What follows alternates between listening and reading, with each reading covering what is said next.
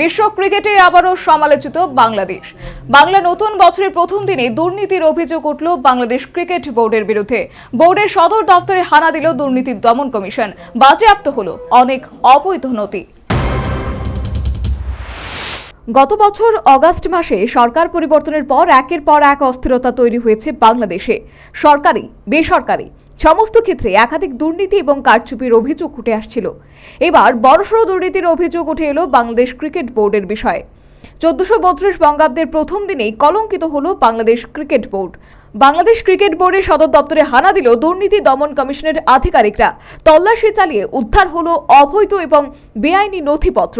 2022 সাল থেকে Bangladesh cricket board নিয়ে উঠে এসেছিল একাধিক অভিযোগ, যার মধ্যে ছিল বাংলাদেশ ক্রিকেট লিগের দুর্নীতি, বাংলাদেশ প্রিমিয়ার ক্রিকেট লিগে টিকিট বিক্রি দুর্নীতি এবং মুজিবের শতবর্ষ উদযাপন অনুষ্ঠানে দুর্নীতির অভিযোগ।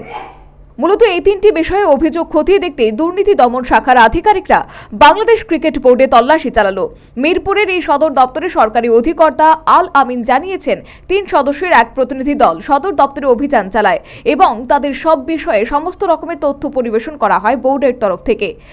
প্রথম অভিযোগ উঠে এসেছিল 2014 থেকে 15 সালের আগে তৃতীয় ডিভিশন ক্রিকেটে অংশগ্রহণকারী দলগুলোকে দিতে হতো 75,000 টাকা, কিন্তু এরপর থেকে তা বেড়ে দাঁড়ালো 5 লক্ষ টাকা। যদিও বর্তমানে তৃতীয় ডিভিশনের দলগুলিকে দিতে হচ্ছে 1 লক্ষ টাকা, যেখানে অংশ নিচ্ছে 60টি দল। দ্বিতীয় অভিযোগ হলো বাংলাদেশ প্রিমিয়ার লিগের টিকিট বিক্রি করে লাভ হয়েছে 13 কোটি 25 লক্ষ টাকা, অথচ তার আগে 8 বছরের টিকিট বিক্রি থেকে আয় হয়েছিল 15 কোটি টাকা। এই টাকার অঙ্ক খতিয়ে দেখছে আবগারি দফতর। তৃতীয় অভিযোগটি হলো 2020 থেকে 21 সালে মুজিব শতবর্ষে অনুষ্ঠান 25 কোটি বাংলাদেশি টাকা খরচ করা হয়েছে বলে দেখানো হয়েছিল, কিন্তু সেই জায়গায় খরচ হয়েছে মাত্র 7 কোটি টাকা।